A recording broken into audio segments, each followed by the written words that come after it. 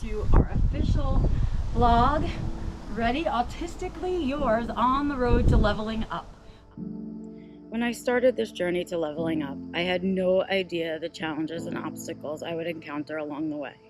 But hey, my whole existence has been full of obstacles and challenges, ups and downs, so why would this part be different?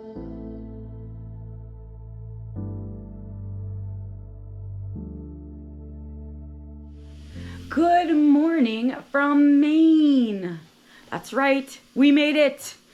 We have been here for 2 nights. The first night we arrived here, it was a very long day of driving, and we arrived here at 10 p.m. at night after 6 days of driving. Yesterday was a big recovery day. Just trying to get ourselves on a schedule. The dogs were catching up on sleep and trying not to be so alert, and so were we. So it is day 2 in the Airbnb in Sebec, Maine. That is where we are staying, right next to a lake. And I gotta tell you, I did not realize how much I missed big, tall, luscious trees and the shade that they provide. And I did not realize how much I missed water, just moving water, natural water. Just really, and the moisture in the air. My body already feels different, so I think we've made a really good choice because, guys, we have a house here. We do. In the midst of all of this travel, we found ourselves a house, and Antonio's cooking breakfast in the background, and we found a house, we put in an offer, the offer was accepted, and we are in the inspections phase. So our inspector is gone, we're in some negotiations about the roof and the foundation, but we are gonna see that, not today, but tomorrow, hopefully. We're waiting to hear from the agent of the seller to see if we have permission to go to the house to meet with our inspector and finally meet our real estate broker in person. The other house is also in inspections phase, and everything is going according to plan, and that house is supposed to close. So the house in Colorado will close, and then we'll be able to close on the house here in Maine and officially get our key and move in.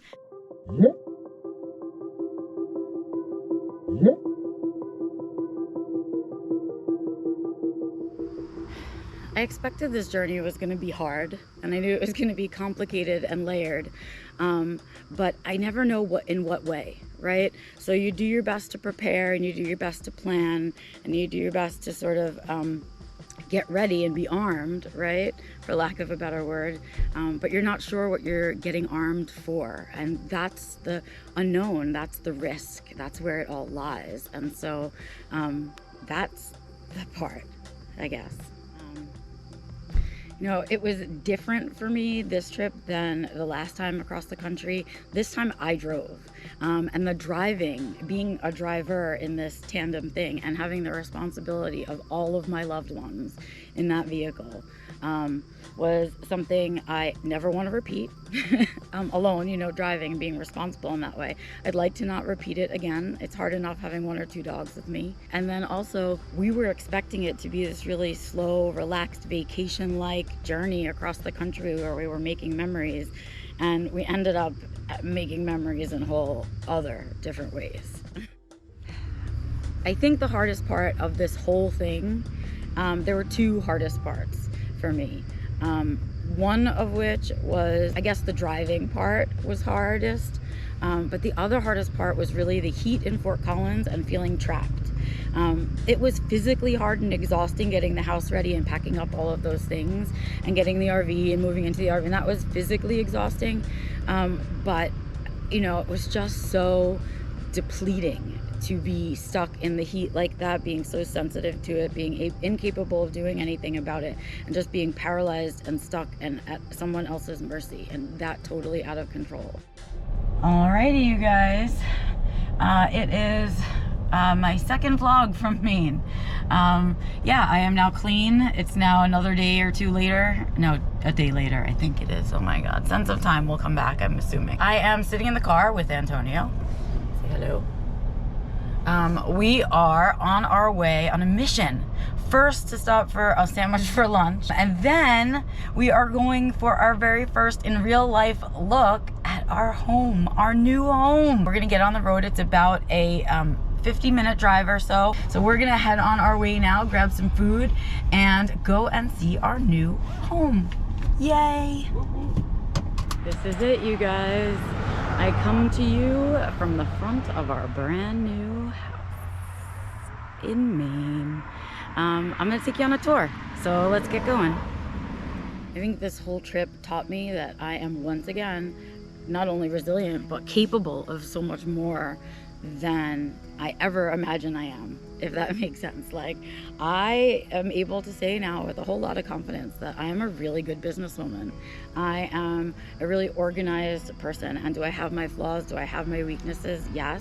But my weaknesses don't need to define me, because I'm good at so many things. And that is something that I once again learned about myself in the level up, is that I'm capable of even more than I thought I was capable of.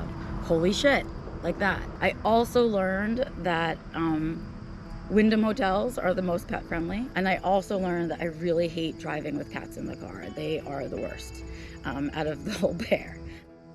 I think the best memory of the whole thing was driving away from our house in Juniper the first time.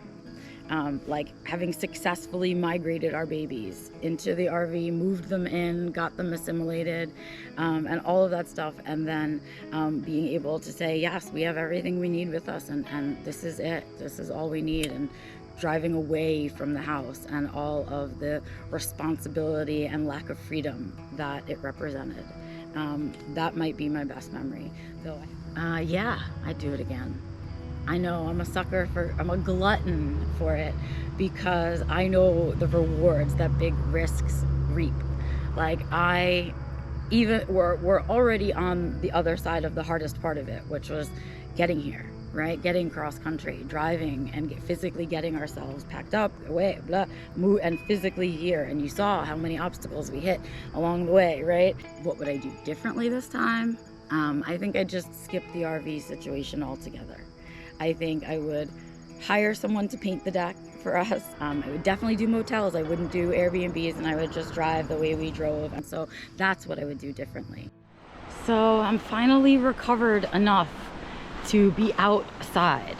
And I can't even express to you the joy of it being a temperature that I can really not even it's more than tolerate.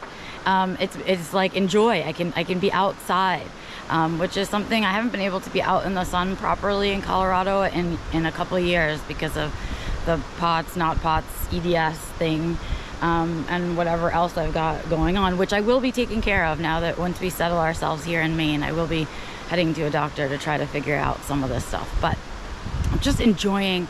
There's a lovely breeze. The sun is strong, but there's breaks because there's trees and shade.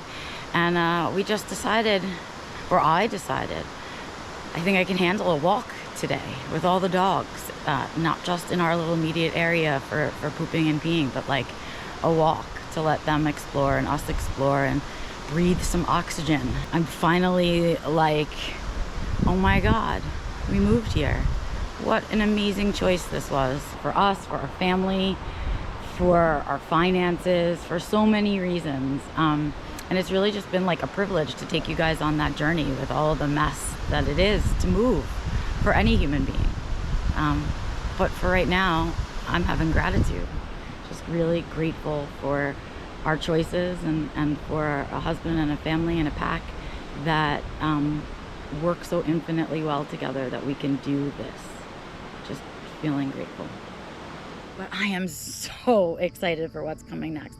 Not just what is going to happen in the new house and with our new life here, and what it represents for us, and the amount of freedom that we've given to ourselves, but I'm also going to be leveling up my career in the next few months, and switching away from coaching and into really DEIB consulting, or diversity, equity, inclusion, and belonging consulting, in which, we talk a lot about diversity and inclusion in business, and for a really long time it's been focused on race, religion, gender, and sexuality, and it's time that disability is a big part of that conversation, and I intend to lead it. Moreover, I intend to put other people in leadership positions so that they can lead it.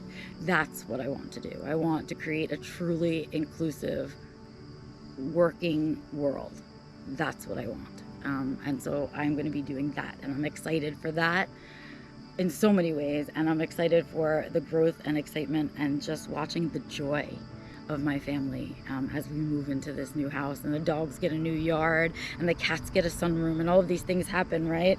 And there's birds and grass and trees and things that we've all missed a lot. And so I'm looking forward to creating and documenting that joy for myself too. When I started this journey, I wanted to show other autistic folk that we can do the hard things. The universe, yet again, showed me, and you, the value of resilience. We can do the hard things because we are resilient people. This is the sign for you to go do that thing. Start your business, apply for that job, do that solo trip, whatever it is. Don't let the world tell you what you are or aren't capable of. Remember this: we are resilient as fuck. Autistically yours, Becca.